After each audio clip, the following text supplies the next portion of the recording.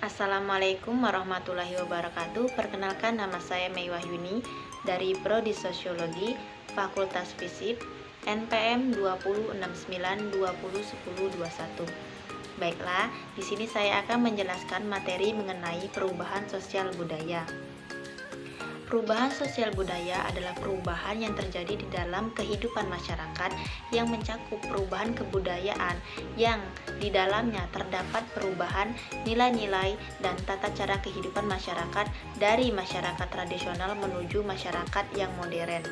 Di dalam perubahan sosial budaya terdapat bentuk-bentuk perubahan sosial budaya. Bentuk-bentuk tersebut yang pertama yaitu perubahan evolusi.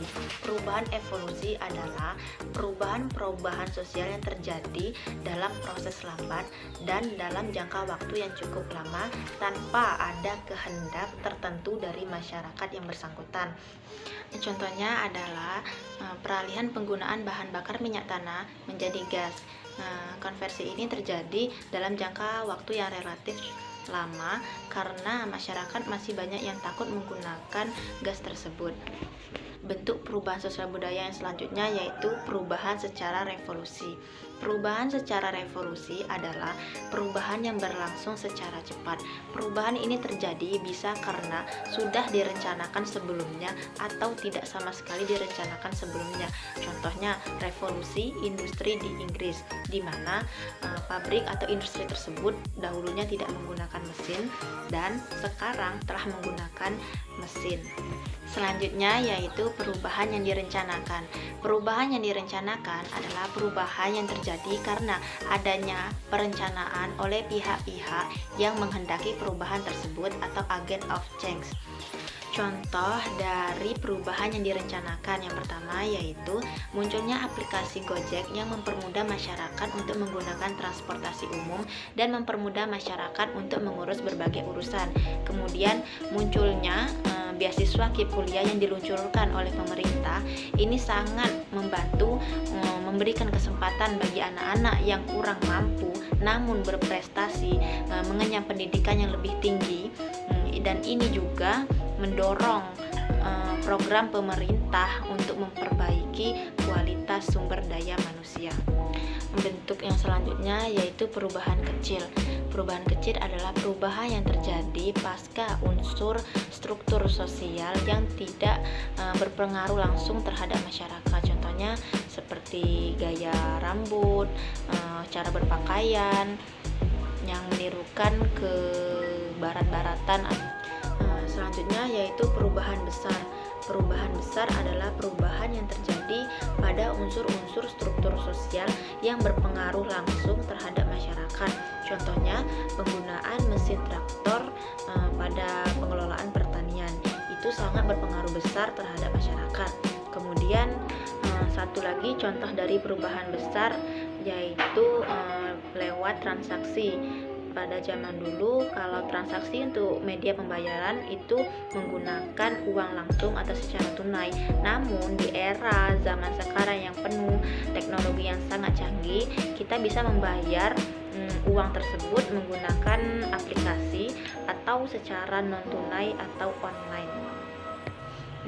Itulah tadi bentuk-bentuk dari perubahan sosial budaya. Selanjutnya kita memasuki faktor pendorong sosial budaya.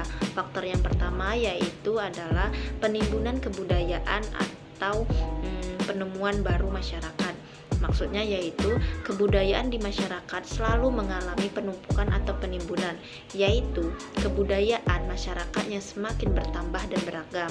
Bertambah dan beragamnya kebudayaan masyarakat ini akan menimbulkan penemuan-penemuan baru di dalam masyarakat. Faktor yang kedua adalah perubahan jumlah penduduk. Bertambah dan berkurangnya jumlah penduduk ini akan mengakibatkan perubahan struktur masyarakat, terutama di lembaga kemasyarakatan. Faktor pendorong selanjutnya yaitu pertentangan atau konflik. Pertentangan yang terjadi di dalam masyarakat karena kemajemukan menyebabkan perubahan sosial dalam masyarakat yang heterogen. Sifat individu yang masih lekat sehingga satu sama lain tidak berhubungan dengan dekat, padahal sumber kebutuhan semakin terbatas. Faktor yang selanjutnya adalah faktor akulturasi. Akulturasi adalah pertemuan dua kebudayaan dari bangsa yang berbeda dan saling mempengaruhi. Proses akulturasi ini berlangsung cukup lama dan secara terus-menerus. Faktor pendorong yang terakhir yaitu asimilasi. Asimilasi adalah perpaduan dua kebudayaan yang berangsur-angsur berkembang sehingga memunculkan kebudayaan yang baru. Kemudian, faktor penghambat perubahan sosial budaya.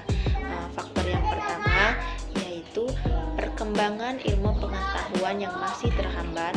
Kedua, adat atau kebiasaan. Yang ketiga, kurangnya hubungan masyarakat dengan masyarakat lain. Yang keempat yaitu hambatan yang bersifat ideologis. Dan yang terakhir adalah prasangka terhadap hal-hal yang baru dan menilai bahwa hidup ini susah dan tidak bakal bisa diperbaiki lagi. Selanjutnya yaitu dampak yang terjadi pada perubahan sosial budaya. Dampak yang pertama yaitu dampak positif. Yang pertama yaitu eratnya integrasi masyarakat. Hal tersebut akan terjadi apabila masyarakat dapat menyikapinya dengan baik sehingga konflik itu tidak akan terjadi. Yang selanjutnya yaitu kemajuan teknologi. Seiring berjalannya zaman yang semakin berkembang, teknologi semakin canggih. Hampir semua orang bisa menggunakan teknologi tersebut sehingga bisa meningkatkan taraf kehidupan mereka. Dampak yang terakhir yaitu tingkat kehidupan yang lebih baik. Itulah dampak positif dari perubahan sosial budaya.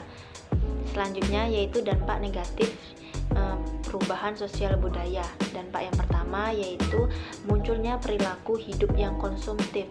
Kemampuan daya beli masyarakat yang meningkat membuat para pengusaha memproduksi barang-barang baru untuk kebutuhan masyarakat sehingga munculnya perilaku hidup yang konsumtif. Selanjutnya yaitu terjadinya ketertinggalan budaya. Dan dampak negatif yang terakhir adalah dekadensi moral. Dekadensi moral adalah merosotnya nilai moral seseorang yang dilihat dari tingkah laku atau perilaku seseorang yang bertentangan dengan nilai dan norma yang berlaku di masyarakat. Contohnya, pergaulan bebas yang tidak patut dicontoh. Itulah tadi dampak negatif dan dampak positif dari perubahan sosial budaya.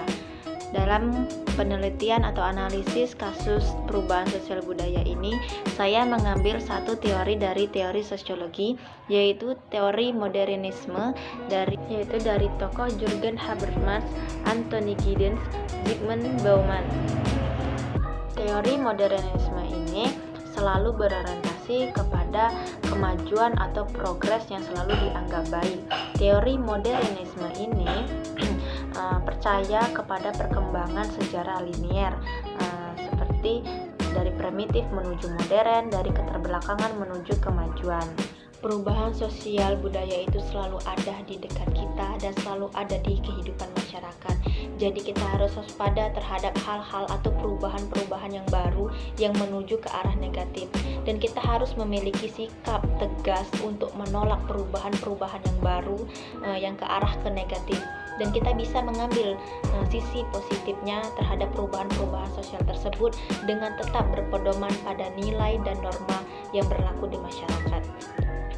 Mungkin itulah ringkasan atau penjelasan analisis materi dari saya mengenai perubahan sosial budaya. Saya akhiri, billahi fisabilillah, fastabiqul khairat. Wassalamualaikum warahmatullahi wabarakatuh.